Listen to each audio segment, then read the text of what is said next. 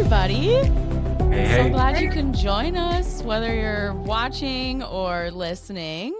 But this is Chat with a Missionary with AIRO. I'm Melanie. I am part of the development team. I'm Matt Sonke, and I'm the executive director at AIRO. Yeah. And today we're joined by Tobias and Lena Klein. You can see them on the screen. So Tobias and Lena are partners with us through the Go Fund. And the Go Fund is one of our programs at AIRO. We exist to eliminate barriers to advance the gospel to the unreached. And the Go Fund eliminates specifically the barrier of student debt for missionaries who are going long-term to the unreached. And so we have a lot of rope holders who are probably listening or watching who are actively eliminating your student debt, Tobias and Lena, as you know, to get you where God has called you. And so you guys were approved for the Go Fund in 2022. And then I think you guys hit the field in September of 23, if I have that right. But yeah, I'll kind of let you guys introduce yourselves. How does that sound? That sounds great. Hey, I'm Tobias, and this is Lena. And we've been here about a year and a half, not quite now, in Southeast Asia. And we are so thankful for you all and everyone who's watching this right now, because it's taken a weight off of us that's allowed us to focus in here in a really special and meaningful way. And we're excited to tell you about that today. Yeah, big thank you to you guys and everyone watching, brothers and sisters, because if it weren't for that, we'd probably be at home still paying off debt. We had a lot of it. So, so we're very thankful for you, thankful to be here. Yeah. Well, that's cool. I'll start off with questions. I'd love to just hear a little bit about your story, maybe how you ended up where you're at. Give as much background as you want, but I'd love to hear that. Yeah. I'll start off. I grew up in a Christian family, and for a long time didn't have any idea what I wanted to do. But after I graduated college, God started leading me towards more ministry opportunities. And then at the same time, he allowed me a couple overseas opportunities. And I spent 6 months in Peru. And then I had another opportunity here in Asia back in 2017. And that combination of things, the ministry opportunities and the being overseas, is what he used to start opening my eyes and giving me a desire to come overseas long term and to do this work. And it wasn't all at once. It was step by step. And after I got back from the 2017 trip, I talked with my elders and just said, "Hey, this is something I'm interested in. I'm looking at pursuing." And they helped me continue that step by step process. And they worked with me to help me learn and train and grow as a Christian and as a leader. And then they helped us get ready to go off for training, and then they helped us get here, and they've been so supportive every step of the way. That's the overview of my story. It was a pretty natural flow from the first possibility to being here today. Yeah. I remember talking to his mom and her saying, when somebody would ask him what he wanted to be when he was a little kid, this is the answer he always gave, whatever that meant. But I think it's evidence of God's providence and sovereignty even over our lives, even from a young age. My story is a little bit different. I didn't grow up in a believing home. And it wasn't until college that I met a very faithful sister who shared the good news with me. And she did so in a way that was, over the course of a few years, very kind and patient in the way that she shared with me. It was her and her husband, very loving as they welcomed me into their life and let me be a part of their marriage and their friendships and their life with the club. And just thankful for her patience as she taught me the word, as she taught me who I am before the Father. And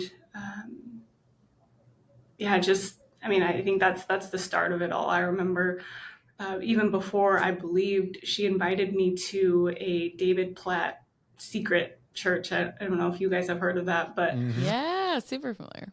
yeah, I was just a young 18-year-old. I had no idea who David Platt was or what secret church was, but she invited me and I went, and every year they focus on a specific country that they'll pray for. Mm-hmm. And that specific year was a country in Southeast Asia, the country that we happen to be in right now. Oh my And goodness. that was the very first seed that was planted in my heart. Obviously, I didn't know what the future would hold. I didn't even know why. Um, I remember seeing brothers and sisters being persecuted in that video. Mm-hmm. And I didn't know why they were being persecuted. I didn't know what they believed. But I knew that I felt like my roots were tied to that place. And I wanted to know more about what it looks like to be a part of serving in that part of the world. Even as an unbeliever, I thought that. And then, by God's faithfulness, he saved me and plugged me into a very faithful church. And there I began to grow in community, grow in the Word, and really learn about what He desires for us as faithful servants. That's the same place that we met and dated and got married. And that was a big part of how God drew us together, is that we both had an interest and a desire to pursue long-term overseas work. Mm-hmm. And that was really special, that from the get-go, it was something we both, not just something we were both open to, but something we both desired. And God used that in a pretty awesome way. Part of why we chose this place, the biggest part of why we chose this place, is because of Lena's family background. Her parents are from Southeast Asia originally, and they moved to the States a couple years before she was born. And so she grew up speaking the language here before she ever spoke English. She went off to kindergarten, and she was kind of shocked when her teacher didn't speak this language. Wow. I remember going home just crying to my mom, like, "Mom, they all speak English in school. I don't speak English. I don't know. I don't." Anyway, it was I think back on my childhood, and I had no control over the language I would speak growing up. I had no control over where my parents would be from, the history of my family. But he did. And I get to come here and grow in that language and use that language that I've been speaking my whole life in a deeper, newer way to share good news with people. And I get to watch my husband put in many faithful hours to learn this very hard language. And it's really, again, just a testament to his sovereignty of how he knitted all of this together from the beginning. And we don't even know the full story yet. This story is insane. I mean, to think of like Tobias, your story kind of being from the very beginning, thinking about this sort of idea. And then what the heck, as an unbeliever, like Lena, you're going to a secret church event. Like what a wild invite. Like there's no chance she's going to come to this, but let's throw it out there. And then you go and the people group that you eventually go to is right before your eyes, and you weren't even saved. And you felt like a yearning to do something about it even before you're a believer. That's wild. Yeah. I'm really curious, Lena, did that family, did they start sharing the gospel with you like right away? Was it kind of a longer relationship before they started to share with you? How did that look? Yeah. From the beginning, it was God was always a part of our friendship and our relationship from the very beginning. I remember, we would be studying for a test, and before we took a test, we had to pray. And at first I thought it was very weird. I was like, I don't know why this girl wants to pray before we do everything, but okay, it's going to help me pass my test, then sure. Yeah. So it started out like that. And then there were questions like, well, who are you praying to? And why do you feel like this changes? How does this affect your life? Um, and then it started with, and then it continued to learning more about how they loved each other as husband and wife, how their family Mm. operates, the kind of selfless love that we as humans, apart from God, don't naturally have for one another. And so I saw that, even though I couldn't put it into words, I saw the way that they loved each other, and I saw that it was different and unique than anything I had seen before. Saw the way they loved their friends, the way that they served their community, again, just different and unique. So I think it started out a lot in their actions and just how they lived their life. And then from that came a trust, a respect, questions. And then from those questions, they pointed to the word and curiosity about the word.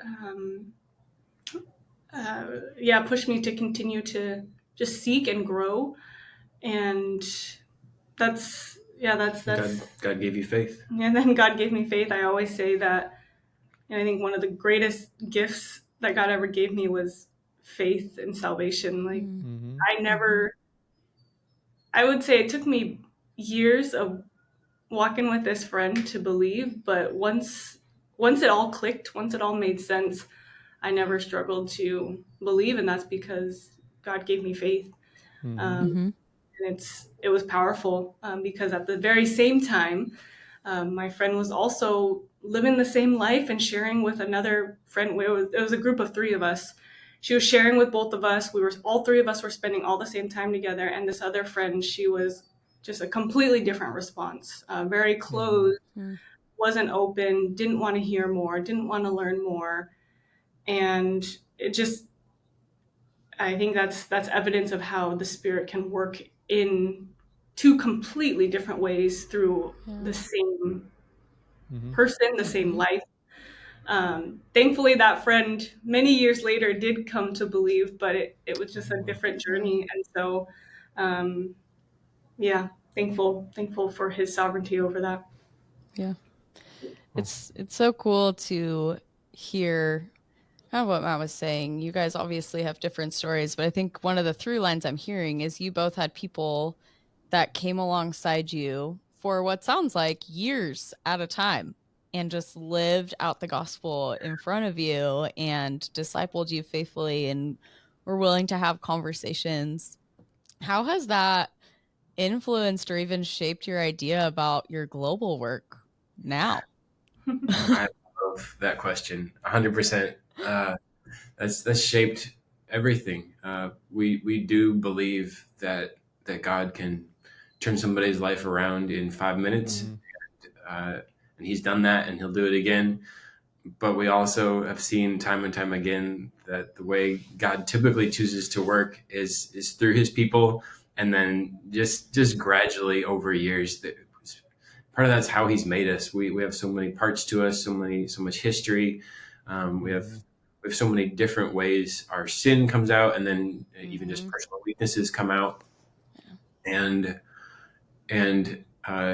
a lot of times it just takes walking with other brothers and sisters over years and years for different things to bubble to the surface, and to be able to see how the word applies to those, and how the gospel frees us in all these unique, specific, personal ways, that it often does take years and years and lots of conversations. And that's one of the reasons we want to learn this language to a high level, is so that we can be here for years and years and have deep relationships over years and years. Yeah.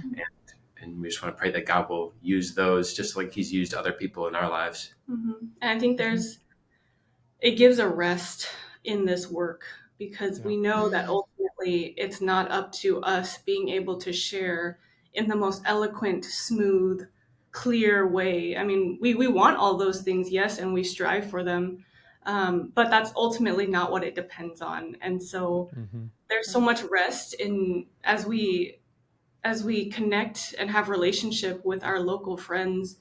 And even now I'm sharing with my local friends, and there's a joy in that, and then there's also a fear and a hardship with like, am I saying things right? Are you understanding?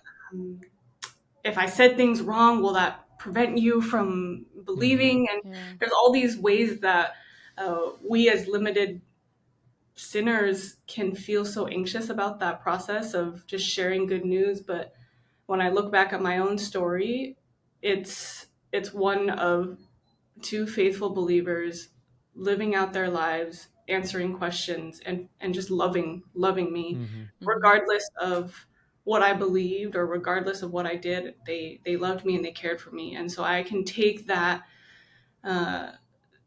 that same idea with my local friends now, in that I may not be able to speak this language as eloquently as I want to. I may not be able to share in a way that is as profound as I want it to be, but I can love you in small ways day in, day out. I can let you into my life. I can let you see my marriage. and and I can let you see how God has shaped and changed my life. And so and then we pray that he uses all of that. And yeah, ultimately it just gives a rest in this work that it's we can be faithful and we are responsible, but it's ultimately not up to us whether or not somebody believes. Mm-hmm. Mm-hmm. I'm hearing like some really good themes, encouraging for you listeners too, as I'm being encouraged. Like the patience of God for both of you is so sweet. Like, yeah, he's the creator of the universe and he's perfectly righteous.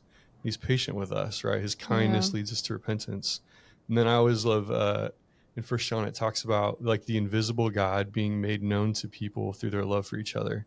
And Lena, as you shared about your friend, like their relationship, the way they lived a godly life, like you're seeing something different about them. And it's all the same things that you two have, even though you're in a different context, different culture. You're equipped because you have the Spirit of God in you and the ability to love, and your heart's been changed. And yeah, you don't have to get it all right, but God is the one who gives faith, just as he gave to both of you. That's Mm-hmm. so encouraging. Thank you for sharing. I'm interested. Do you guys have any like major stories of work lately that you're excited to share? Maybe one or something that's been exciting about the last year or so. Tobias just gave a smile right there. Like something Man, clicked. You're thinking of something, aren't you? well, the first one that came to mind was just a couple weeks ago. It's been Lunar New Year here, Mm-hmm. and we got to visit several of our friends' hometowns for Lunar New Year, which was wild. Cool. This was the first time we've gotten to do this here, and we had several wild experiences. One was learning to make rice cakes, and they didn't turn out pretty, but it was a satisfying, wonderful experience, anyways. Um, the whole thing was kind of a whirlwind. We're going to our friends' houses, and that's not totally unusual. We'll go and we'll hang out with them. We'll meet their parents, their family members. But this time, it wasn't just that. We also went with them to all of their other relatives' houses, which Mm. in Wow. 3 days we went to 30 different houses with different, and everywhere you go, you come in and you're invited to tea and little like snacks like candy and nuts, and you have to just eat and chit chat for a few minutes, and then it could be like 3 minutes or it could be half an hour. You're sitting there, and then whenever the time is right, you just move on to the next house. And some places it's not just snacks. Some places they feel obligated to serve you a full meal, and you're Wow. obligated to eat. And so one day we did 4 back to back to back to back meals, and I think it put Christmas in America to shame. Yes. Christmas in the US to shame. Yeah, Wow. it was a lot of food, a lot and of hospitality. yes, and they're 30 constantly homes. to I eat, get and then tired going to one home. Yes. Yes. and then they give us a microphone, like sing karaoke, sing Oh yes. karaoke. Yes, karaoke is so big here. Everybody does it at all times of days, all ages. Everybody just loves holding the mic and yelling out their favorite song, and then they'll hand you the mic and you don't know the song and you don't know the words, but you have to sing anyway. So Do they like laugh at you, or is it like an No, enjoyable they don't laugh at experience? anybody. no, You it's can be so terrible. serious. Yes, just last night, some man blasted the karaoke right outside our neighborhood, and he was awful, awful, awful. I mean, I'm Just not a by great, himself, like in the street? With 3 friends. yeah, In the street. yeah, Yep. but Man. I think we need normal. a Simon Cowell. Yeah. Something to say. Uh-huh. Yeah, I think you're an amazing person, but this is not for you. Yeah, there's just that's funny. there's no shame, there's no embarrassment. That's just something people enjoy doing. It's like going for a walk in the park. It's just part of life. Wow. Maybe we should do that here and just do a social experiment and see how Americans respond to us singing karaoke on the street. Well, I think the truth is that Melanie was born in the wrong place, because Sounds like my dream. she would love that. Don't make her sing. Yeah. Wow, that's funny. I totally cut you off, but I just was imagining like you getting handed a microphone to a song you've never heard before. Like that's got to be one of the most embarrassing things anyone could do, but they enjoy it. Yes, and because they don't make a big deal out of it, it becomes not embarrassing, and I can just try to make up the melody as I go along, and nobody says anything else. Amazing. Yeah. The things you do for a relationship. I think that's like a good picture of, I mean, what is obviously like a very significant cultural event and experience that you guys are navigating. What is even just like the day-to-day building relationships look like? I imagine it's karaoke, partially. Yeah, day to day. So I've been really thankful for how much relationship happens in the process of just learning the language. So I meet with a guy several times a week to work on the language, and those hours just build up, and it's not just, we're not just talking about abstract things, we're talking about our own stories, and then talking about things that matter to us. And I get to ask him questions, he gets to ask me questions, and we also spend time outside of those hours, but those hours are the backbone of that relationship. And and it's really special, because otherwise I wouldn't get to spend hours and hours with anybody here in that way. I wouldn't have quite the same freedom to ask questions and keep diving into this culture. So I'd say the language sessions are a huge part of it. And then this culture, it's most things are last minute, where it's just like, okay, let's just go pop in on somebody, or they're gonna just drop by our house. There's not too much planned in advance. We once had a friend invite us on a 3-4 day backpacking trip 30 minutes before she was gonna go. 4 day? 4 days backpacking trip. And she called us 30 minutes. Well, she said, hey, do you want to go backpacking? We said, yeah, of course. When? In 30 minutes. I'm packing my bags right now. So that was a test about your cultural competency. Did you guys? Do you like backpacking? Like, We do. actually? Yeah, Okay. we're from Utah, and so it's something we've always enjoyed doing. And then we get to come here, and there's a small group of people that enjoy that as well. And so it's not totally the same, because the trails and the jungles are really rugged and not as established. And so we're sometimes just climbing a straight mountain, but it's great. The number one phrase that describes this culture as different from American culture is the more the merrier, which we say that in America, and sometimes we mean it, but Most of the time we don't actually mean it. Yeah. but here the more the merrier applies to everything, including like going up and trying to summit a peak. You don't want to just do that with a couple people. You want to have like 30 to 50 people going. And your karaoke mic. Like, don't forget your karaoke mic. Yes. Go back home. So you can have it blasting from the hilltop. Yeah. Yes. Yeah. It is different. I think there was some adjustment a huge adjustment to make when our friend, we've gone backpacking several times with them here, and she's like, well, what do you think? Like, how is it different than your past backpacking experiences? And we just get to say, in the States, backpacking is a very peaceful, quiet, Small serene, group thing. small group where you just get to be in nature and enjoy that silence and serenity away from the city. Well, here it's like, you want to go in a group of 30, 40 plus people, and everybody has to be blasting karaoke simultaneously, so you can't really hear what song's going on. Bring the whole city with you. I feel like you're living in a sitcom of some kind. Mhm. We feel that way too. Yes. Sometimes we look at each other and we're just like, what is this life we live? Where are we? Yeah. That's amazing.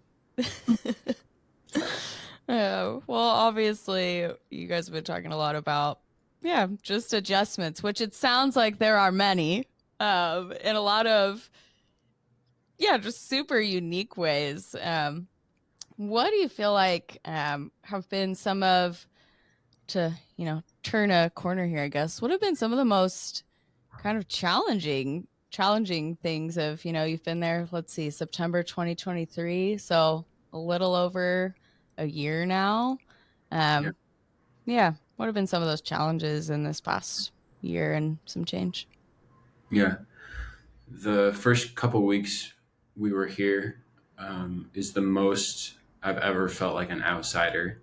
And I've been in other countries. I've lived in other countries for months at a time. Uh, but here we're not in the biggest city here, and so people aren't as used to Westerners, and that combined with the language being so different from any like English or any European language. I just remember walking down the street and just feeling the weight of being an outsider, and I don't feel it that intensely anymore. I'm thankful God's given us just the ability to adapt and learn, but I do feel it somewhat still, where it's just like this is so different, and especially when we go out to smaller villages, we feel it like this is such a different way of life, and that in itself is a challenge. I mean, you walk down the street and everyone's staring at you like you're a zoo animal or pointing at you, sometimes laughing. And it just, I think, the first few times it's funny. It's new. But then when it's always a part of your life, like just regularly, we get people wanting to take pictures people wanting to take pictures with Tobias. And that gets old, and it's no, I don't want you to take my picture, random stranger. It's like and I don't mind. I know you don't mind, but I mind. So I think what that comes down to is some of the hardest things we felt here is just being a foreigner, being an outsider in a lot of ways, and it's a deep reminder of the son's foreignness as he came, and his own humility, and that really has to be the strength that we draw from, because in and of ourselves it is we're so weak, and we want to feel comfortable. We want to go out and be able to communicate exactly how we want, exactly what we want, and nobody's going to laugh and nobody's going to brush us off because we can't say things correctly. And so I think feeling that day in, day out is, it's a consistent weight that we bring before him. And then I think the other side of that too is I've been meditating a lot on, the passage in the book that talks about, like, unless we die and are buried into the ground, we can't bear fruit. A grain of wheat. Like a grain of wheat has to be buried into the ground and die, and before it can bear fruit. And so I think that that sums up a lot of life here, is dying to self, dying to our own desires, our own comfort, so that God can do a work in us, and by his will there may be fruit from our lives. But unless we die to ourselves consistently, unless we die to all the things that we want to make our lives ideal, he can't be made great until we decrease. And so that has been probably the hardest thing about being here, is that very consistent facing of our own desire to die, our own need to die to self, and asking him for humility and for grace in that, because we don't do that naturally.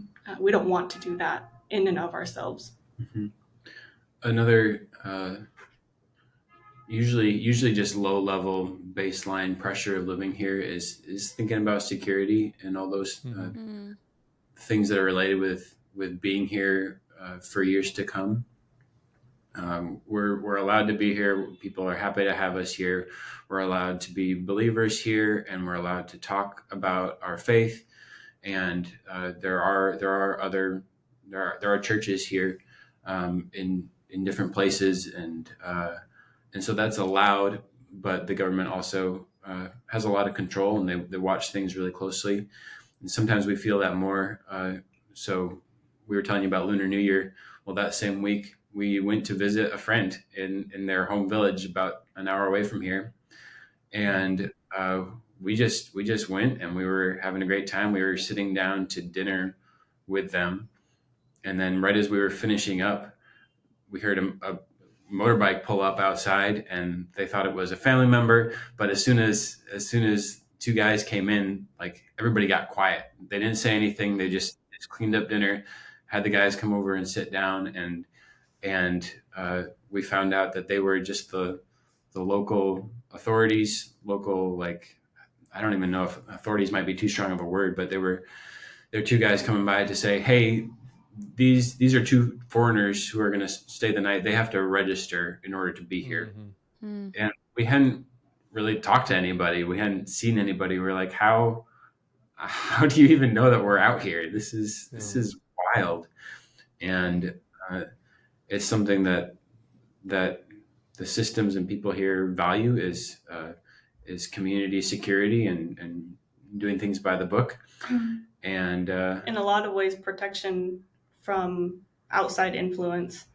And so I think we felt the weight of that in these last couple of weeks. A whole nother weight of being a foreigner is also that there is opposition to this work. There are many people in many ways part of the system that we are not welcome here. Mm-hmm. And what we hope to do is not necessarily welcome here as well. And so, there's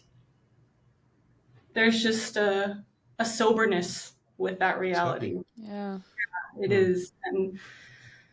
And we can only take one step at a time. And ultimately, it's not completely in our control. And so, we're asking for things to become more open in the future, and God may or may not allow that.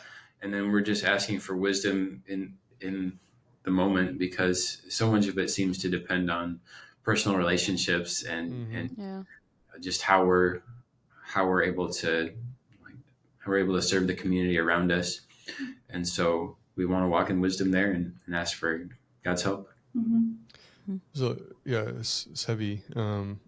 Just thinking about how God, has every right to tell you to do something and for you to obey. All of us, should obey. But isn't it so sweet that the things that you're experiencing and the difficulties that you're experiencing are severe? I mean, they're really difficult, but he did them himself. Like Jesus did those things.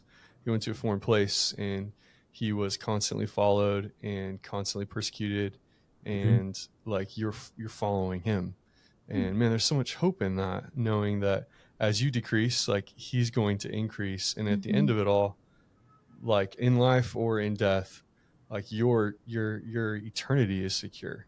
Mhm. And there's a kind of courage that enlists, and it's obvious in the two of you in the way that you're living your life. Yeah. It's wonderful. And so, yeah, encouraged to hear it. Our context is so different here. Mm-hmm. We don't experience a lot that you're experiencing, but the call is the same for both of us, to die to ourselves. Mhm. Right. Absolutely. That's good. Yeah, I'm interested to know kind of the future. Like, where are you guys headed? What does that look like? What are you hoping for and praying for in the next couple of years? Yeah. It makes me think of when we first visited this country together. We came on our honeymoon a bunch of years ago, and we ended up meeting a few Western families who were here doing this same kind of work, and all of them, it was like, well, we don't know too far in advance, but here's the next step for us, and So it was a where really we're mean question. I'm sorry. It's a great question. Yeah. So what we know right now is my goal is to finish out learning language in a formal capacity. So I'm hoping to test and reach my goal maybe this spring or summer. And then after that, we're doing more research into what areas we would work in long term. Right now, we're in a mid-level city here. And we're looking at a number of different minority groups here that don't have access to the good news in their language. And so we're looking at these different groups and trying to find out, okay, where do people speak a language that's different from the national language? Because that's a huge barrier that would keep them from hearing the good news, and we want to go after that specifically. So we've taken a number of trips already. We've been around to different places by ourselves, and then with some of our friends from here in our city. Some of our friends are from these minority groups, and so they speak these minority languages, and so we've been able to learn from our friends, and we're trying to make a wise decision there. And once we make that decision with God's help and with input from leaders back home, we want to have a helpful identity there. So in most cases, that means starting a business of some kind. And we're not sure exactly what that looks like yet, but we're telling our friends like, hey, we want to go to some of these areas and start a business that's going to help the community, whether that's in like agriculture and processing, whether it's teaching English in some way, shape, or form, whether it's helping a community sell goods in a different way. There's all sorts of ways people have done this before, but we want to go there, and we've seen even from this story we just told about having to register, like that's going to be a huge part of being here and being able to be part of especially a smaller community for years to come, is just having a clear identity so people can look at us and they're not just always wondering like, why are these two Westerners here? But helping them see like, hey, we're here because we want to help this community, and business is a key way to do that. Yeah. Am I hearing this right? Like one language learning experience wasn't enough. You got to do two. Yeah. That's the goal. And then a business. He's got to let Lena catch up. He had to learn a language, so now Lena has to learn a third. Yes. Even it out a little bit. That's going to be really sweet for you, Tobias, because you get to watch her, struggle a little bit as you have, I'm sure. Yeah. Yes, we. I don't think we necessarily want to learn another language. Sure. Yeah. But the reality is there are still very many languages that don't yet have the book translated. There are many languages that still exist that don't have access to the good news. And so in order for those friends to have access, somebody has to learn the language. And well, I guess it could be us. Like, I mean, we're just it could be anybody. It doesn't have to be anybody special or super a linguist, or neither of us studied language in college, and we're just very average, normal people learning language. And so, I think it doesn't, it's not something that we are like so excited to do, but it's what has to be done. And so we want to be faithful to what is seemingly right in front of it, what is seemingly put in front of us. Yeah, obviously a means to an end, and a really difficult means. But I also hear in the way that you're explaining it, like, this is a privilege. Like, we weren't even necessarily made for this, but we're down. Like, let's do it. We didn't study this, but we want to give it a shot because our friends need to know. I'd say it's a privilege, number one, on a spiritual side. To have the chance to share good news with people who haven't heard it is the highest privilege that I can imagine. And then we also feel it on a practical level, just learning a culture and a way of life that's so different from ours is also an incredible privilege. Just getting to see the world in a totally different way, and you can do that from being a tourist, but you're just scratching the surface. So getting to be in a place and learn language, there's a joy in that act as well, along with a lot of work. And there's a joy in knowing that across all these different cultures, all these different customs, rituals, languages, ways of doing life, like God created all of that. And it's so different, but it's all from the same hand, and he loves all of that. There's so many things about the culture in the US or the culture here that doesn't always make sense to us. Oh, why do you do things that way? And sometimes it's frustrating because we don't understand it. And yet God sees that and he loves it, and he loves the people. And so I think it's a privilege and a joy that we get to be in a work where we get to see so many details and aspects of how God uniquely creates people and uniquely creates culture and differences and diversity. There's so much beauty in how he is created, and I'm not sure we would be able to experience a lot of those on these levels if we weren't here doing this work. And so I love that you said that, Matt, because it is a privilege. Even we talked about hardship and trials, that's true, but overall it's a joy to serve our King, whatever capacity. And in this specific work, there's a lot of very unique joys and things to be thankful for. The humanity, and especially American culture, just like runs away from any kind of pain or hardship. Like, just like seeking after comfort all the time, more comfort. And the more I think about it, like, everything that's really, really good in life, like a unique privilege, always is accompanied with insanely hard work, right? I mean, you're married, this, like, marriage is one of the sweetest gifts, but it's hard work, having a good marriage, and parenting, like, so significantly hard, but like, anybody who's a parent would never trade that for the world, right? It's just, it's so wonderful. And so, I mean, your work, very hard, and will be hard for years to come. But like, when you look back at it in eternity, you're not even a second, you're going to think twice about doing it. You'd do it 100 times if you could, I'm sure. So that's the privileged life. That's wonderful. Yeah. Man, I'm so challenged too. I think even just listening to you guys, you're obviously, you're on the field doing global work. And I know my husband and I identify as senders. And I think even for myself, as I'm listening to you talk, I'm like, man, if I lived with that same amount of grit and humility and compassion for those around me here, while you guys are doing it there, I'm like, man, how much more could even just our own community here be impacted?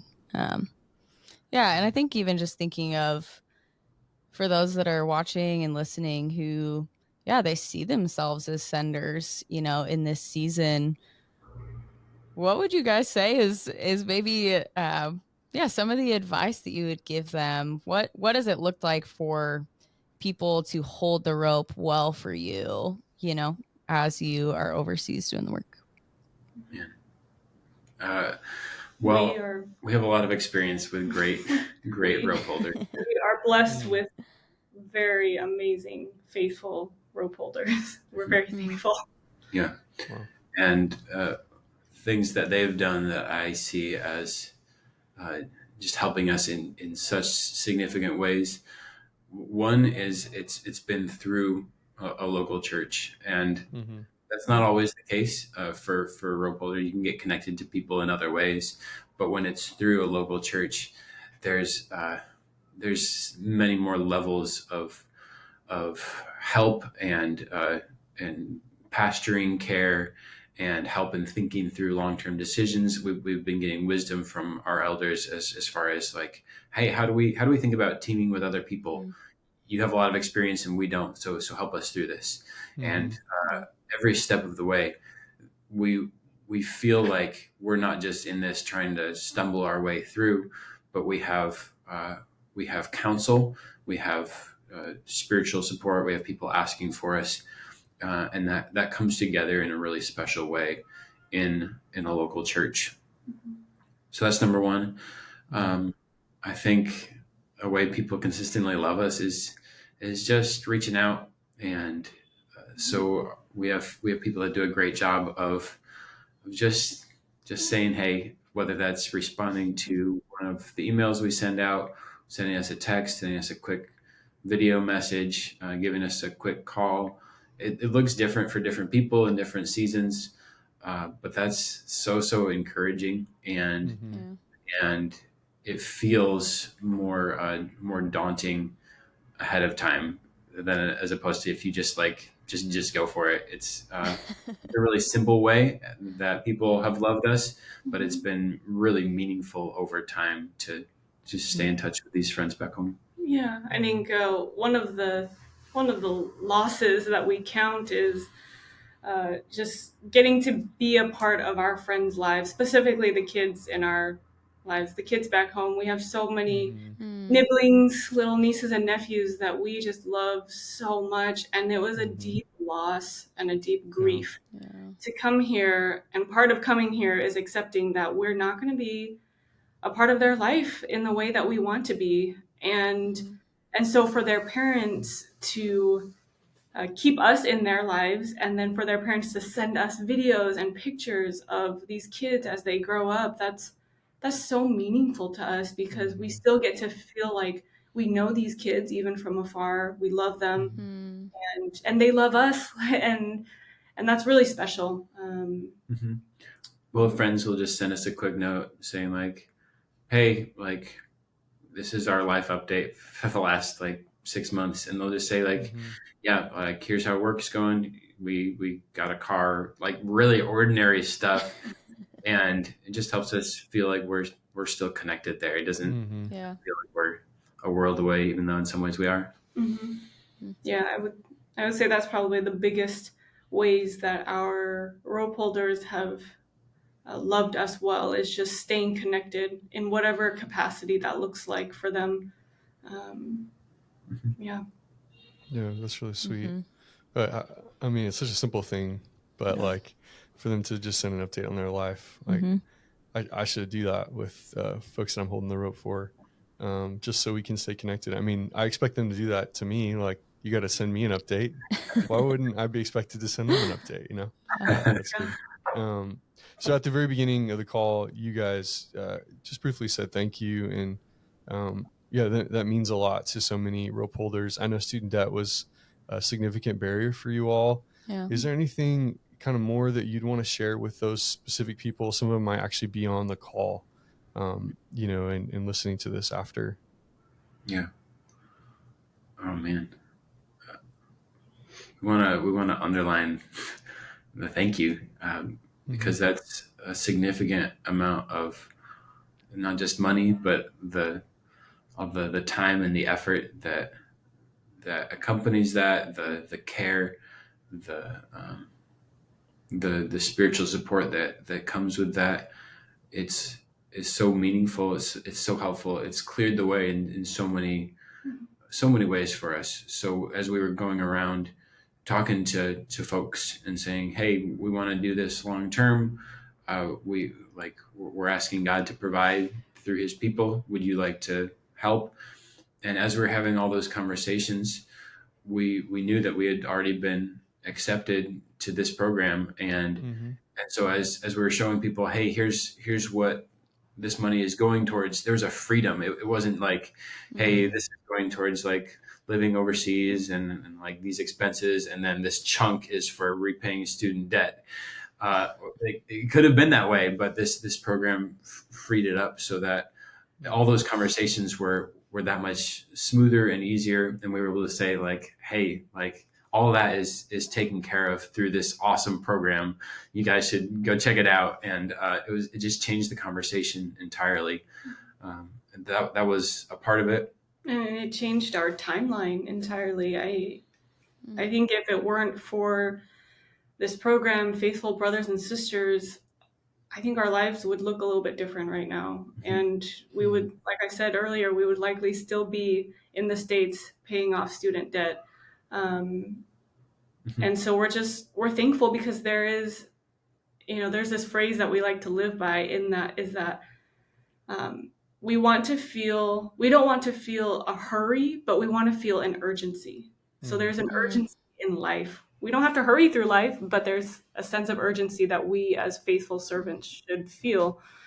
And I think you guys really helped us walk in urgency, and just get us over here soon. Yeah. For us, a significant, most of our student debt was from Lena's nurse practitioner program. And we're still waiting on how that's all going to play out over here. It's different to practice any kind of medicine in a different country. But even already we've seen God use even that degree that here. Our closest friends here are all physicians. And so connected with them, like that's been an immediate connect, saying, hey, this is the training Lena had. And she's gotten to know a lot of even the medical vocabulary over here. It's been a huge connection each step of the way. And like that may be something that we are able to do in a business sense, or serving a community in the future. We're still waiting to figure out those details. But that training has already been something that God has used. And then the fact that we're not still burdened with the debt, we were able to come over here and not have Lena work for 3 to 5 more years to get it down to a more manageable level is huge. So deep gratitude, deep thankfulness for you guys, for everyone partnering with you guys. Yeah, thank you. Yeah, thanks for saying that. Yeah, if you're a rope holder and you're listening to this, like what you're doing matters. Like each day, whether you're giving $5 a month or hundreds of dollars a month, you're sacrificing for something so meaningful and so significant. And like Lena said, like there's an urgency to this. This is why we created this program, is because there are so many people who still don't have access to the gospel. And things like student debt shouldn't get in the way of folks' eternity. And so, yeah, thank you for playing your part. If you're a rope holder, we really appreciate you. And listen to what Tobias and Lena said. They are so thankful for you. So we appreciate that. Thank you so much for joining us, Tobias and Lena. This was really sweet. We shared before the call, before we started this, that last time we saw each other was at a pizza shop in Minnesota. I'm hopeful that maybe we get to see each other in person again soon, but this has been really sweet. Thank you. It's a privilege for us to talk with you. I'm so thankful for all you do. Yes. Thank you, friends. Awesome. I've got 2 quick announcements before we finish this. We've got a prayer call coming up on April 16th and 17th. We would love for you to join. We share a couple of quick stories and a couple of prayer points that we go through together. Not a huge commitment as far as time goes, but a wonderful, sweet way to start your day through prayer. And then, just again, thank you to the rope holders. And if you're looking for ways to get involved with us here at AIRO, join us and look at our website, aeromissions.com. there are plenty of ways that you can partner with us in helping folks like Tobias and Lena get overseas. So thanks so much. This has been awesome. Yeah, thanks.